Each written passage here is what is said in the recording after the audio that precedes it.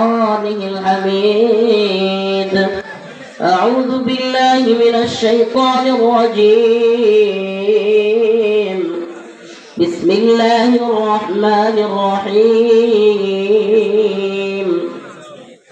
يا أيها الذين آمنوا لا تتخذوا اليهود والنصارى أولياء بعضهم أولياء بعض ومن يتولهم منكم فإنه منهم إن الله لا يهدي القوم الظالمين. صدق الله مولانا العظيم وصدق رسوله النبي الكريم ونحن على ذلك من الشاهدين والشاكرين والحمد لله رب العالمين.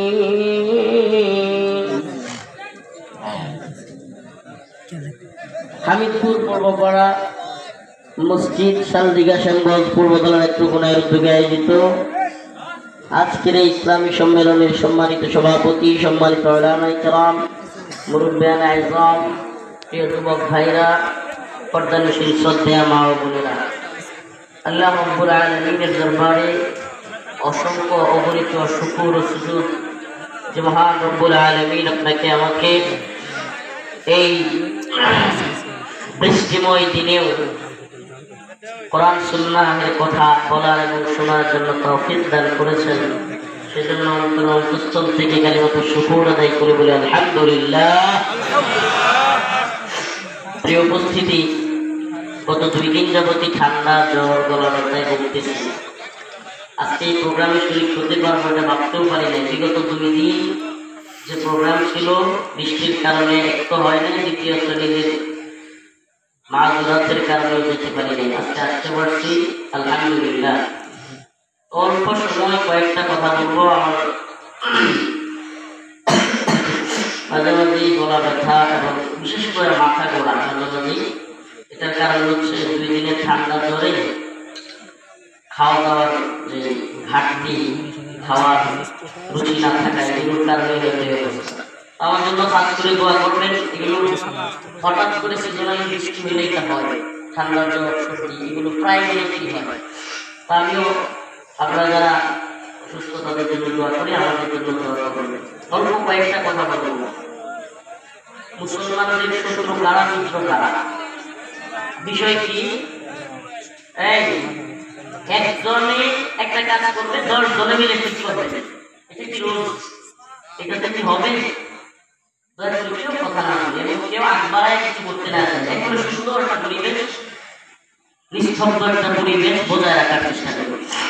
শত্রু এবং মিত্র, মুসলমানদের শত্রু এবং মিত্র। আপনি যতই ভালোবাসা দেখান, যতই মহাব্বত দেখান, এই যে এক ভাই মাত্র বলতেছিল যে যতই মন্দির পাহারা দেবেন, ولن ترضى عنك اليهود ولا النصارى حتى تتبع ملتهم।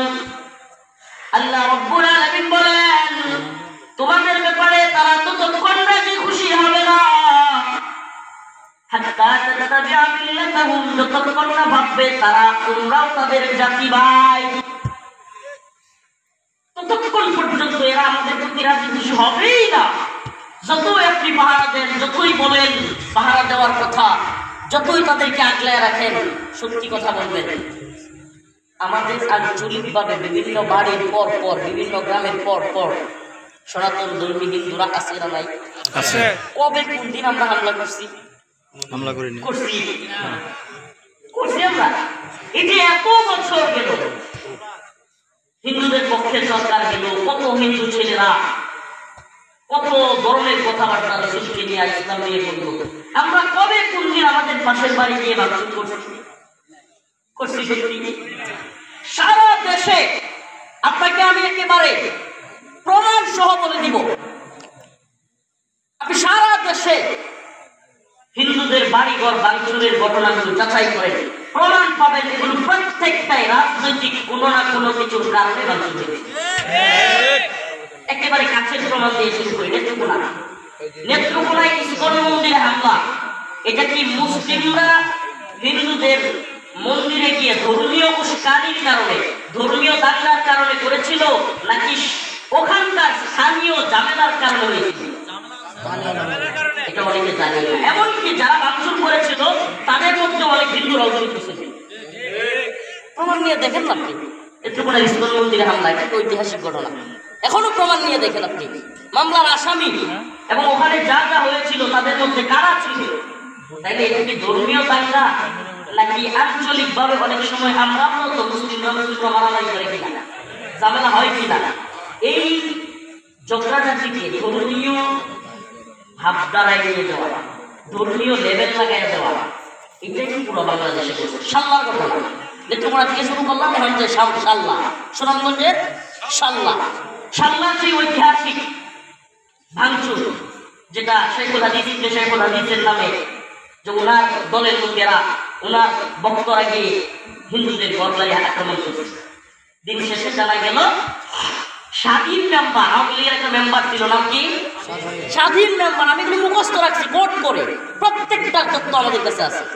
স্বাধীন মেম্বারের অধীনে ওই সুনামগঞ্জের সালনা এলাকায় পানি সেচ নিয়ে একটা দ্বন্দ্ব ছিল, দুই গ্রামে, দুই এলাকার দ্বন্দ্ব।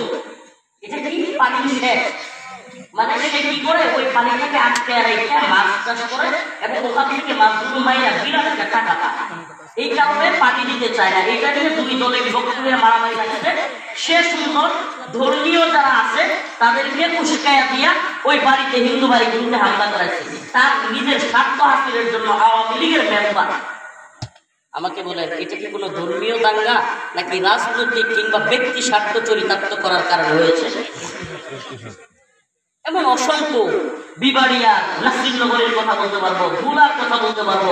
প্রায় প্রত্যেকটা হামলার পিছনে রাজনৈতিক উদ্দেশ্য জড়িত এবং বেশিরভাগ ক্ষেত্রে পাওয়া গেছে আওয়ামী লীগ রাজনৈতিক দাম কার্ড ব্যবহার করতে গিয়া হিন্দুদের ঘর বাড়িতে হামলা করে। এটা প্রমাণিত সত্য। আচ্ছা, তাহলেও আমাদের বলতে মনে চায়, আমরা এত উদার হয়ে, আমরা এত উদারতা দেখিয়ে, আমি এটা সবার সামনে বলতেছি, হিন্দু কেউ থাকতে পারেন এখানে, সনাতন ধর্মের কেউ থাকতে পারেন, আপনারা বুকে হাত দিয়ে বলবেন, ধর্মীয় কারণে আপনাদের উপরে কখনো আঘাত লাগে? ধর্মীয় কারণে আঞ্চলিক ভাবে আমাদের কোনো মুসলিমরা অন্য ধর্মাবলম্বীদেরকে গিয়া হামলা করছে? ভাই, এটা মুসলিমদের শিক্ষাই না। অন্য ধর্মের কারো গায়ে হাত তোলা, অযথাই কারো উপর আক্রমণ করা, এটা মুসলিমদের, ইসলামের, রাসূলের, কোরআনের শিক্ষাই না। এটা মুসলিমরা জানে ভাই। অথচ কি দেখি আমরা, বাংলাদেশে কিছু হতে না হতেই ভারতের মুসলিমদের উপর আক্রমণ করে, কিছু হতে না হতেই রাসূলকে গালিগালাজ দেওয়া শুরু করে। তখন যদি আপনারা আমাদেরকে উদারতা দেখাতে বলেন, আপনারা মনে করেন যে আমরা উদার থাকবো, তবে আমাদের ভিতরের আল্লাহ এবং তার রাসূলের ভালোবাসার সেই জাগ্রতশীল হবে আপনারা দেখতে পারবেন। তখন আমরা উদারতা দেখাতে পারবো না। বহির্বিশ্ব কি বলবে? বহির্বিশ্ব, কূটনীতি কি বলে, পররাষ্ট্রনীতি কি বলে, আমার অবস্থান কি, আমার রাষ্ট্রের অবস্থান কি, ভারত আক্রমণ করলে কি হবে, এই সময় চিন্তা, এই সময় বিন্দুমাত্র বড় আমরা করবো না। আমার রাসূলকে গালি দিলে, আমার নবীকে কটূক্তি করলে, আমার রাসূলের সেই ঐতিহাসিক বাণী, তোমার কল্যাণটা তোর থেকে আলাদা করে দেওয়া হবে ইনশাআল্লাহ। এটা আমার রাসূলের শিক্ষা। যারা লাইনে আছেন সাবধান, অনেক ভাইদেরকে দেখলাম লাইনে বসে আছেন, সাবধান।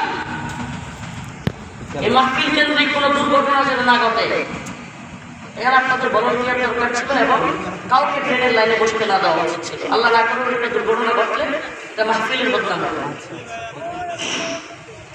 তো বলতেছিলাম, আমরা কূটনীতি, পররাষ্ট্রনীতি, বহির্বিশ্ব কি বলতেছে, এগুলো আমরা ততক্ষণ বুঝি, ততক্ষণ শুনি, যতক্ষণ আমাদের ইসলামের এবং রাসূলের উপরে আঘাত না করে। ভালোভাবে বোঝার চেষ্টা করবেন। আল্লাহ পাক কোরআনে আয়াতে বলেন, لَتَجِدَنَّ أَشَدَّ النَّاسِ عَدَاوَةً لِلَّذِينَ آمَنُوا الْيَهُودَ وَالَّذِينَ أَشْرَكُوا আল্লাহ রাব্বুল আলামিন বলেন লাতাজিদান্না আশাদ্দান নাস আদাওয়াতান লিল্লাযীনা আমানুল ইয়াহুদা ওয়াল্লাযীনা আশরাকু। তোমরা মুমিনদের কঠিন শত্রু হিসেবে মানুষদের মধ্য থেকে আদাওয়াতা আল্লাযীনা আমানুল ইয়াহুদ আদাওয়াতান লিল্লাযীনা আমানুল ইয়াহুদ, তোমরা প্রথমেই মুমিনদের কঠিন শত্রু হিসেবে মানুষদের থেকে পাবে ইহুদিদেরকে, কাদেরকে? ওয়াল্লাযীনা আশরাকু, তারপরে পাবে মুশরিকদেরকে। আল্লাহ নিজে কইতেছে কূটনীতি, এটা কূটনীতি, কোরআনে কূটনীতি শিখাই দিচ্ছে আপনাকে। আপনার পররাষ্ট্রনীতি কি হবে এটা কোরআন বলে দিচ্ছে। মুসলিমরা যেন কোনোভাবেই ইহুদিদেরকে বন্ধুরা মনে করে, এটা আল্লাহ বলছে। এটাই কূটনীতি, এটাই আমার পররাষ্ট্রনীতি। এরপরে ওয়াল্লাযীনা আশরাকু, এবং মুশরিকরা হলো মুসলমানদের সবচাইতে কঠিন শত্রু।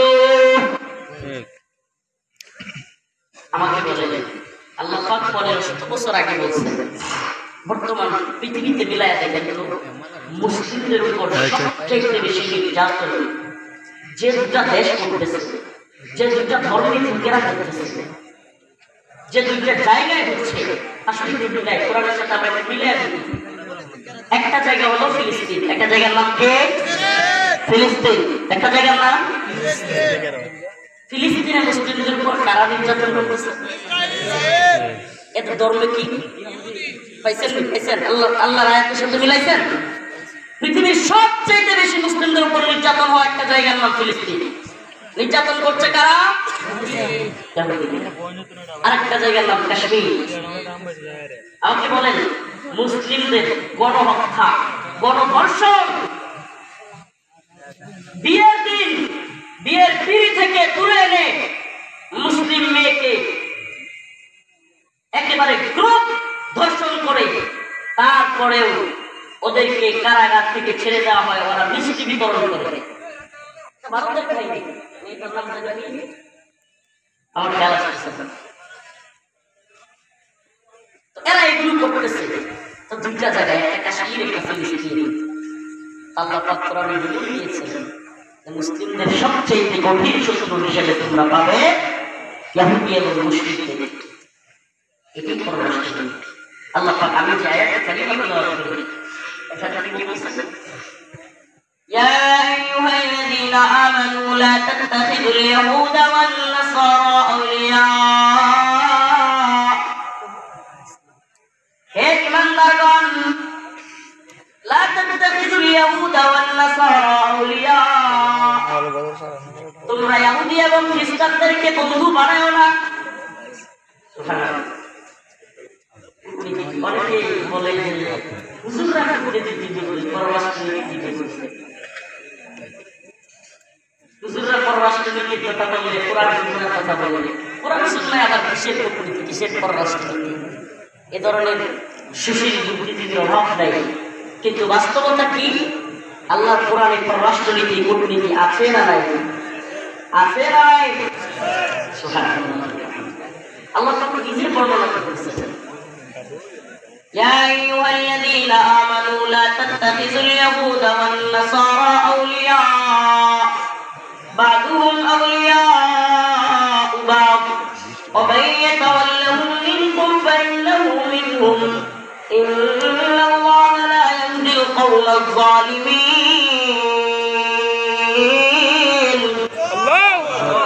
আল্লাহ তাআলা স্পষ্ট বলে দিচ্ছেন, হে ঈমানদাররা, লা তাত্তাখিযুল ইয়াহুদা ওয়ান নাসারা আউলিয়া, তোমরা ইহুদি এবং খ্রিস্টানদেরকে বন্ধু বানায়ো না। বা'দুহুম আউলিয়াউ বা'দ, এরা তো নিজেরাই নিজেদের বন্ধু। ওয়া মান ইয়াতাওয়াল্লাহুম মিনকুম ফাইন্নাহু মিনহুম, তোমাদের মধ্যে যারা তাদের দলের অন্তর্ভুক্ত হবে, তোমাদের মধ্যে যারা তাদেরকে বন্ধু বানাবে, তোমরা জেনে রাখো তারা তোমাদের বন্ধু নয়, তারা তাদেরই বন্ধু।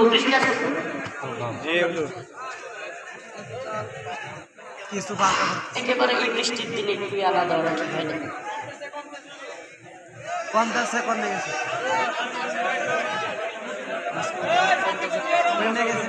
বৃষ্টি থাকলে কি না থাকলে কি আমি যদি সব জিজ্ঞাসা করে আমাদের সামনে আসতে পারি, আপনারা কি কোরআনের ভালোবাসায় এতটুকু সুযোগ করতে পারবেন? জীবনে তো বললাম থেকে অনেক কিছু আজকে না হয় কোরআনের জন্য লিখেন, আমাদেরকে আন্দোলনের কথা অনেক সবক শেখায়। আজকে আমার মানুষে বসা, এরা জানে আমি ছাত্রলীগের দায়ের সামনে এখানে আসছি, ছাত্রলীগের রামদায়ের সামনে, ছাত্রলীগের অস্ত্রের সামনেও আমি আন্দোলনে শরীক হয়েছি কি হই নাই, কি পরিমাণ রিস্ক নিয়ে সামনে পর্যন্ত আটকে গিয়েছি, ঢাকা দিতে চাইছিলাম। এই উত্তপ্ত রোদের মধ্যে আমরা নামাজ পড়েছি রাজপথে। আরে অনেকে আন্দোলনের সবক শিখায় আমাদেরকে। আর আমি 26 দিন রিমান্ডে থেকেছি। কয়দিন? 26 দিন। শুধু 26 দিন রিমান্ডে নয়, যে জুলুম নির্যাতন আমার উপর দিয়ে গিয়েছে, 32 মাস কারাগারে ছিলাম। আমাকে বলেন যারা আন্দোলন করছে তাদের কয়েকজন এতদিন রিমান্ড আর এতদিন জেল খাইছা রাজপথে আন্দোলন করছে? আমরা দেখান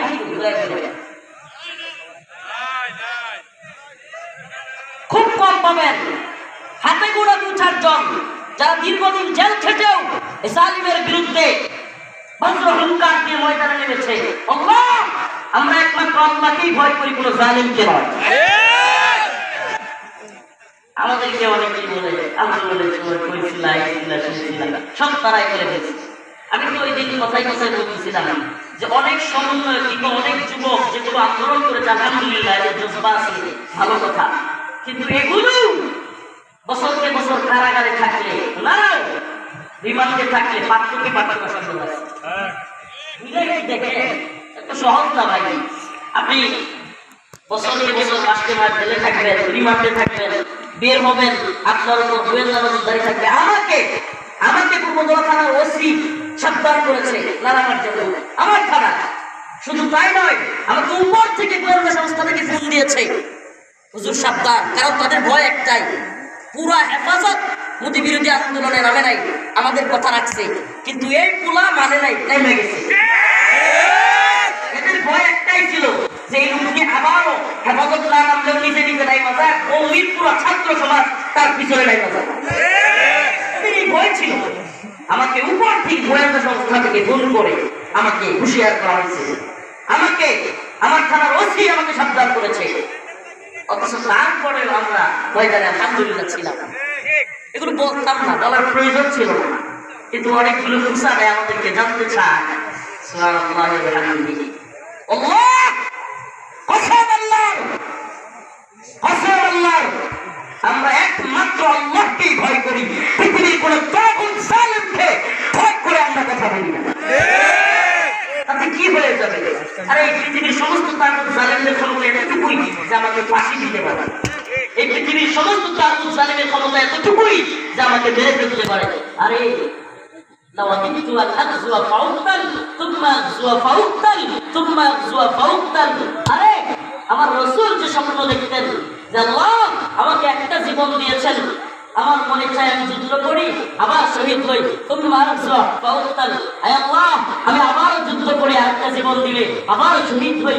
আল্লাহ, প্রতিদিন প্রতি দুয়ায় প্রত্যেক সময় এই দোয়াটা করি, আল্লাহুম্মা রযুকনা শাহাদাতান ফি সাবিলিক, আল্লাহুম্মা রযুকনা শাহাদাতান ফি সাবিলিক, আল্লাহুম্মা রযুকনা শাহাদাতান ফি সাবিলিক। এমন কোনো দোয়া নেই যেই দোয়ায় 3 বার করি না। আয় আল্লাহ, আপনার পথে আপনার রাস্তায় জিহাদের ময়দানে আমাকে শাহাদাত বরণ করার তৌফিক।